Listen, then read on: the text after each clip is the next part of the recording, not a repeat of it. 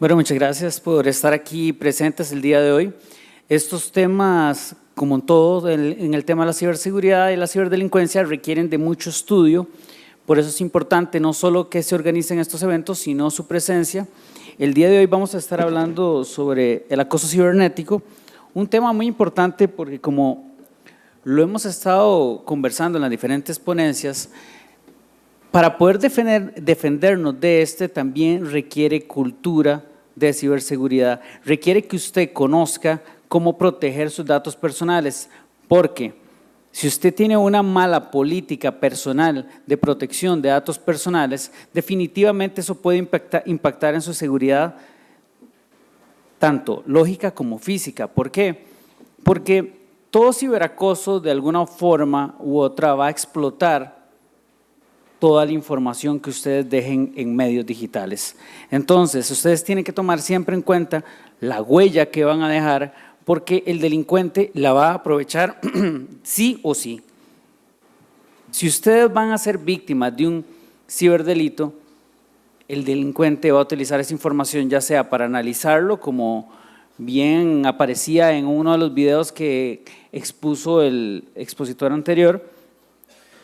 Su información vale oro, va a ser utilizada de una u otra forma, así que decida cuánto va a compartir. Esto es esencial. Cuando estamos hablando de delitos como el child grooming, que lo hablaba el expositor argentino Manuel de Campos, por supuesto que también los delincuentes utilizan información que subimos sobre nuestros hijos. Entonces, tanto para ese tipo de delitos puede ser utilizada la información de los menores como para este delito, porque en el delito del ciberacoso, ¿qué puede generar más temor? Que le empiecen a mencionar datos personales de sus seres queridos. Entonces, por supuesto que todo inicia con la protección de nuestros datos. Por un lado, el legislador ya hizo su labor al tener una ley 8968 de protección de la persona frente al tratamiento de sus datos personales, pero bueno, también tenemos que hacer nuestra parte. Como en todo tipo de delito informático, uno dice, bueno, ¿qué se requiere para investigar un delito informático? Esto solo lo voy a pasar porque el acoso cibernético, tenemos una propuesta para incluirlo en el Código Penal. Entonces, ¿qué se requiere? Bueno, tipos penales informáticos. Bueno, ya lo decía Catalina Blanco, el ciberacoso o el acoso cibernético podría cometerse a través de un delito de suplantación de identidad, por supuesto. Entonces, en los casos donde a usted le suplante la identidad para acosarlo cibernéticamente, por supuesto que usted puede denunciar por suplantación de identidad, pero el delito del acoso cibernético es mucho más complejo que esto. Se requiere normas procesales. Si usted es víctima de un acoso cibernético, veamos, usted pone la denuncia y nos esperamos a que un fiscal le dé importancia a su caso. No, ocupamos una norma procesal que obligue a que en un tiempo corto un juez tome una decisión sobre posibles contenidos lesivos a su intimidad, lesivos a su tranquilidad, que pueden estar subidos en internet, por ejemplo. Entonces, no es suficiente solo tener el tipo penal informático, por supuesto que también ocupamos la parte procesal, herramientas de cooperación internacional, tomando en cuenta que todo delito informático en la actualidad tiene algún componente que pasa por el espacio, que puede estar en otro país, y en redes sociales, ¿quién utiliza una red social que sea de Costa Rica, únicamente Costa Rica? Creo que nadie. Todos utilizamos Facebook, que Instagram, que Twitter, y generalmente se encuentran servidores que se encuentran en el exterior. Y por supuesto que para investigar cuando se da una actividad delictiva a través de redes sociales vamos a ocupar cooperación internacional. Entonces, por supuesto que crear este tipo de foros donde, por ejemplo, el día de hoy tuvimos a Laura Monge, que ella es representante de la OATRI, que termina siendo la autoridad central en cooperación internacional con lo que tiene que ver con el Convenio Europeo sobre Ciberdelincuencia, es importante porque con ellos son con quien tenemos que nosotros generar este conocimiento para fortalecer las políticas que se van a tener en la investigación de delitos informáticos, porque uno de los principales peligros, de las falencias que tiene el sistema es que no hay políticas de actuación o protocolos de actuación en la investigación de delitos informáticos. Entonces se le trata como cualquier delito cuando se requieren acciones mucho más expeditas que en un delito tradicional. Entonces no vale decir que vale igual que cualquier otro expediente, aunque técnicamente así lo sea, porque sí requiere un tratamiento más rápido. Hay cosas que se pueden solicitar sin investigar demasiado. Entonces, por supuesto que esto hay que tomarlo en cuenta. Alianzas público-privadas con empresas como Microsoft, Facebook, Google, herramientas forenses, por ejemplo, con la sección de delitos informáticos, que hoy los tuvimos acá, capacitación judicial sobre la materia. No solo se requiere que se haga capacitación judicial, se requiere que las autoridades se lo tomen en serio. Así que si se hace una invitación para capacitarlos, deberían gustosos venir a capacitarse porque hay una realidad en este país. Las autoridades judiciales no saben un carajo de delitos informáticos, y se los digo así de claro, no lo saben. Y si se les hace una invitación, pues deberían aprovecharla porque en estos temas todavía falta mucho por conocer y creo que no hay nadie en este país que se la sepa toda sobre estos temas. Y por supuesto que se requiere una estrategia de lucha contra la ciberdelincuencia y esto se traduce desde el mismo momento donde estamos creando tipos penales nuevos, porque debemos saber cómo vamos a luchar contra este flagelo. Vean la legislación que tiene Costa Rica sobre delitos informáticos. Si yo me pongo a explicar todos estos delitos que se encuentran acá, definitivamente podemos pasar aquí hasta mañana, porque son muy complejos. Sin embargo, cada uno de estos son herramientas que podemos tener en la investigación de delitos informáticos, ya sea la violación de correspondencia de comunicaciones, ya sea la violación de datos personales, la facilitación del delito informático, la instalación o propagación de programas informáticos maliciosos. Y les comento, en muchos de estos se utilizan también en el acoso cibernético. Violación de correspondencia. ¿Nunca han visto ustedes que en redes sociales alguien publica un pantallazo de la comunicación privada que tuvo con otro? Por supuesto, y se da mucho. Violación de datos personales. Bueno, también se captan datos personales que se dan en redes sociales, se publican de forma de acoso. Y bueno, en la próxima reforma que se va a presentar, bueno, se incluye ya en el delito de violación de datos personales una acción que ya no requiere que sea de beneficio propio de un tercero en ciertos casos. Instalación o propagación de programas informáticos maliciosos. Yo podría utilizar las redes sociales para infectar a alguien, invitándolo a que descargue un archivo y a partir de ahí saber todos sus pasos. Y por supuesto que se puede prestar para el ciberacoso. Bueno, así sucesivamente tenemos diferentes herramientas en el Código Penal para, digamos, luchar contra la ciberdelincuencia. En la propuesta de reforma se van a incluir tráfico de vulnerabilidades y contraseñas de acceso a sistemas informáticos, difusión de datos personales sensibles y confidenciales, que es la que les comentaba, difusión de contenido íntimo, captación ilegal de momentos y partes íntimas y el acoso cibernético, que es lo que estamos viendo hoy. Este tipo penal es uno de los más importantes que podemos tener en la lucha contra, digamos, la ciberdelincuencia que se da persona contra persona, ya no tanto el cibercrimen organizado, que es en lo que estamos, para los que estamos más preparados. Entonces, delitos tradicionales que se dan de forma más común en los medios sociales, vamos a ver la pornografía infantil, que lo vimos hoy, la difamación, la injuria, la calumnia.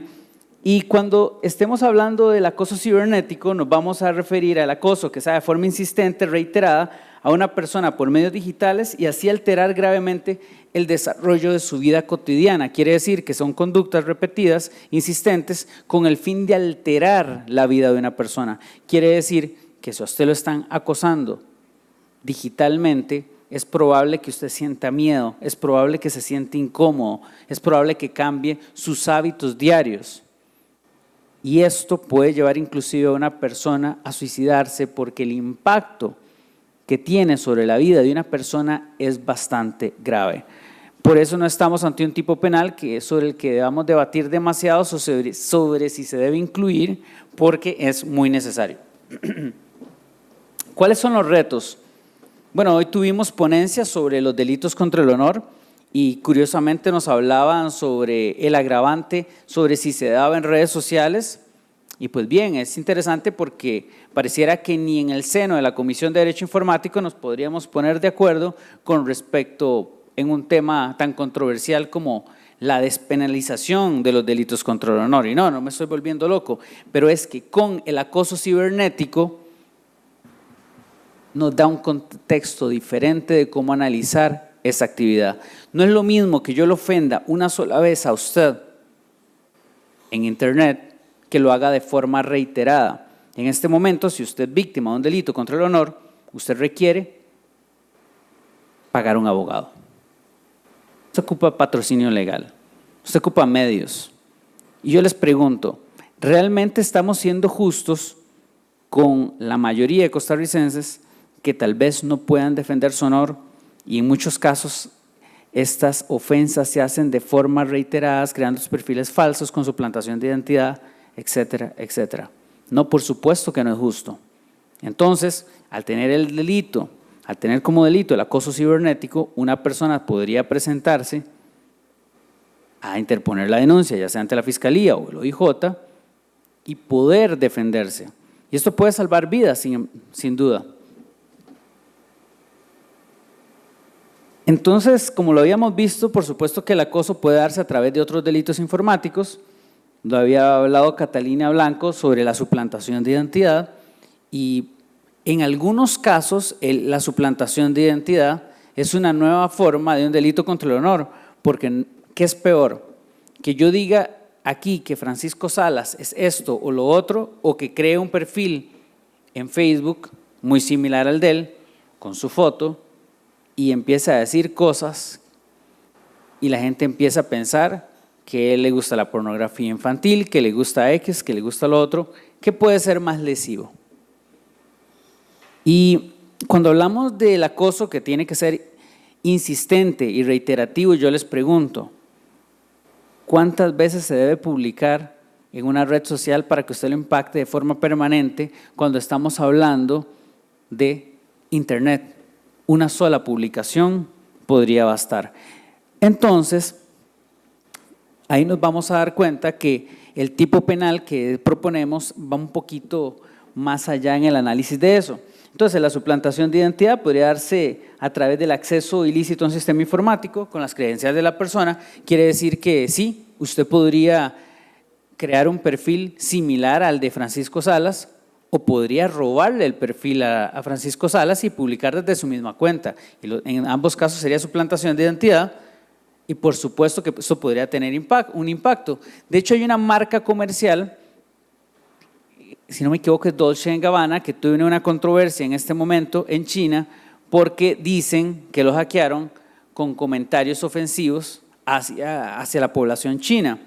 ¿Qué pasa? Les hackean las cuentas, cometen el delito de suplantación de identidad y ahora tienen una crisis de marca porque ahora es muy difícil que los acepten en este país. Entonces es un ejemplo de cómo podría la suplantación de identidad impactar a una persona. O publicaciones o comunicaciones en medios sociales con la identidad digital de otro, que podría utilizar el nombre o no podría utilizarlo. Simplemente yo podría poner, no sé, ponerle a Francisco Luis y con la cara de él. Quien lo conoce lo va a identificar como Francisco, aunque yo le ponga Luis. Estoy de igual forma suplantando su identidad. Violación de correspondencia o comunicaciones. Vean qué interesante porque en la ponencia del otro colega, bueno, él es informático, el otro expositor, nos indicaba que efectivamente hay que proteger nuestras cuentas, que no hay que utilizar las mismas contraseñas, etcétera. Si uno no tiene, por ejemplo, un segundo factor de autenticación, es muy vulnerable. ¿Qué puede hacer una persona si tiene acceso a su cuenta? ¿Qué tanto podría hacerse pasar por usted? ¿Qué tanto podría utilizar esa información para extorsionarlo? ¿Qué tanto podría utilizar esa información para acosarlo? Entonces, por supuesto, proteger nuestros datos es el primer paso. Como les decía, hay un delito que se da mucho en este país y es muy poco denunciado, y es el artículo 196, párrafo segundo, con respecto a la difusión de comunicaciones o documentos privados que carecen de interés público. Hay muchas personas que queman a otras en Internet sin ponerse a pensar en las consecuencias. De hecho, en este momento se me viene a la mente el de una figura pública nacional que quema a hombres que le hablan con insinuaciones. Es interesante porque simplemente a veces pueden ser comentarios torpes, pero nacen de una comunicación privada y son publicados con fotografía y con el contenido completo de la comunicación. Entonces yo me pregunto, ¿sabrá que esto es un delito o lo va a seguir haciendo? Y así se ven casos con youtubers, se ven casos de personas que uno conoce en redes sociales y definitivamente lo que nos dice esto es que hay mucho desconocimiento de la ley penal. Entonces, el acoso cibernético, así como está en España, que definitivamente podemos decir que sí nos basamos fuertemente en el tipo penal español, indica lo siguiente: será castigado con la pena de prisión de 3 meses a 2 años o multa de 6 a 24 meses al que acose a una persona llevando a cabo de forma insistente y reiterada y sin estar legítimamente autorizado alguna de las conductas siguientes y de este modo altere gravemente el desarrollo de su vida cotidiana. La vigile, la persigue o busque su cercanía física. De hecho, sobre esto ya hay una jurisprudencia donde una persona que era masajista atendió a un cliente y de repente empezó a recibir llamadas, empezó a recibir mensajes, lo bloqueaba, la persona desaparecía en el trabajo, antes de eso le mandaba mensajes. Entonces se pueden imaginar cómo se puede sentir una persona que tanto en la vía física como en la vía digital está recibiendo comunicaciones no solicitadas de una persona que simplemente quiere estar muy cerca de ella, que quiere obtener sus servicios, etc. Y uno se pregunta, ¿en este momento tenemos las herramientas para poder hacerlo? No. ¿Es algo frecuente? Sí. Establezca o intente establecer contacto con ella a través de cualquier medio de comunicación o por medio de terceras personas. Mediante el uso indebido de datos personales, adquiera productos o mercancías o contrate servicios o haga que terceras personas se pongan en contacto con ella. Este es interesantísimo, el que se ponga en contacto con ella o que compren servicios a nombre de esta persona, porque siempre involucra a terceros ayudando al acosador a que la persona pierda la paz. En un caso podría ser que usted un día reciba 100 pizzas a su nombre y usted diga, yo no las he pedido, una media hora después 100 hamburguesas, y de esa forma lo empiecen a acosar siempre con personas que de buena fe llegan a la mercadería y usted no la pidió. O podría ser que lo publiquen a usted en un sitio web de citas donde le ponen que usted está ofreciendo servicios sexuales de forma gratuita. Entonces se pueden imaginar la cantidad de comunicaciones que ustedes pueden recibir, todos pidiendo sexo gratis como usted lo ofrece en una red social. Atente contra su libertad o contra su patrimonio o contra la libertad o patrimonio de otra persona próxima a ella. ¿Cuál es la propuesta que tenemos para Costa Rica? Bueno, sí, nos basamos mucho en el tipo penal español, pero indicamos, será reprimido con pena de prisión de 6 meses a 3 años a quien acose a una o varias personas y de este modo altere gravemente el desarrollo de su vida cotidiana, de la misma forma que el tipo penal español, a través de alguna de las siguientes acciones. El envío de mensajes o publicaciones por medios electrónicos reiterado e insistente de contenido ofensivo o con información de la víctima o de sus seres queridos que le hagan sentir vigilada.